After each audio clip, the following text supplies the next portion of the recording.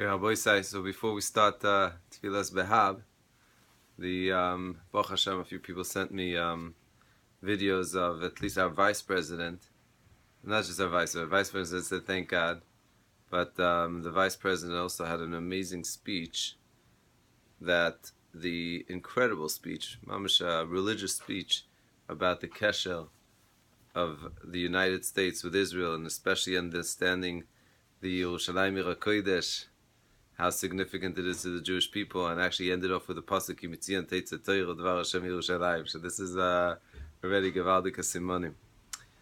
But as I mentioned, also someone told me, which is true, I didn't mention this yesterday, one of the most beautiful things that President Donald Trump, I don't know if you're allowed to call me yet, the shame, you're not illegal, right? Doesn't have the malchus yet, but the idea that he was makil toiv, the first hakaras of toiv was to his parents. Which is an unusual thing. Thank you, mom and dad.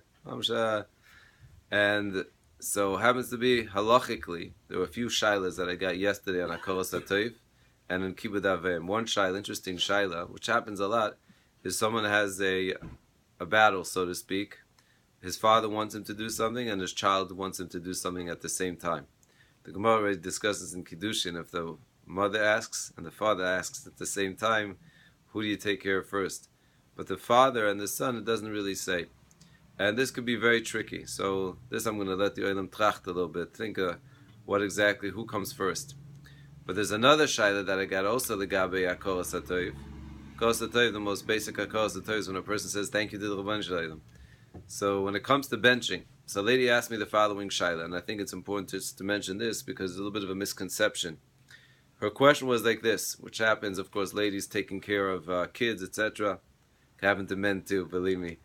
And they forget to bench. 2 hours after benching, they remember, I didn't bench. So usually, I think a lot of people have this conception that 72 minutes and it's over. Dalid million, a palsa, 72 minutes, it's over. So that 72-minute magic is not mentioned in the Shulchan Aruch itself. Shulchan Aruch actually says the following: as long as you are satiated from what you ate and you're not hungry, you don't want to eat it again, you could still bench. You have a chiv to bench. And if I told this lady, as long as you had a geschmack meal, it was a geschmack meal, and you feel satiated, you to bench. And the 72 minutes is actually more mentioned when a person is eating a little bit, and then he's not sure how to be meshayach, how to estimate, then we use the 72 minutes. But when a person is satiated with geschmack meal, you make a bracha. You bench. We're going to end up also with a story I saw of Rabbi Pesach Coren has a story about Amnoigashel. Amnoigashel is one of the big Magidim for many years in Eretz Yisrael. He's a story about Hakaras hatov and emes, which are the two things that I mentioned yesterday that stood out. Avnoigashel was once traveling. His father-in-law was very ill.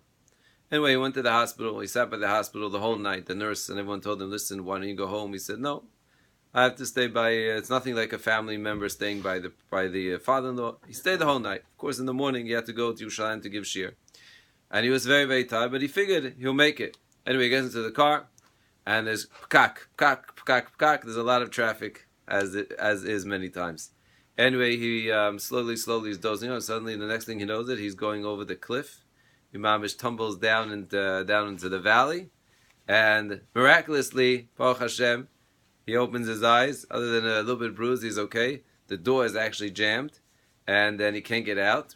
And the mamish slowly, more people are coming to get down, and they're trying to help, and this and that.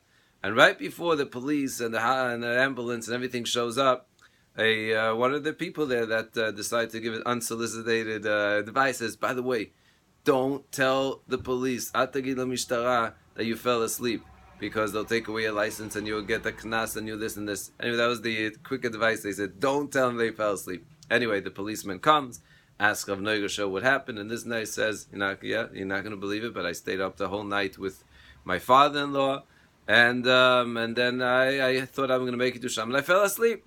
So the shoter, the policeman, the Israeli said, the mitzvah is what saved you. He said, the mitzvah is what saved you. Mikam chayso. But then Amnoigash said, you should know afterwards, he told people, he said, the reason why I said the truth is not just because midvar shekaticha, it's because it was Hakaras hatov. The Rabban Shem just saved me. And he's the one that told me, don't lie. I'm not going to be makil toiv. Hakaras hatov.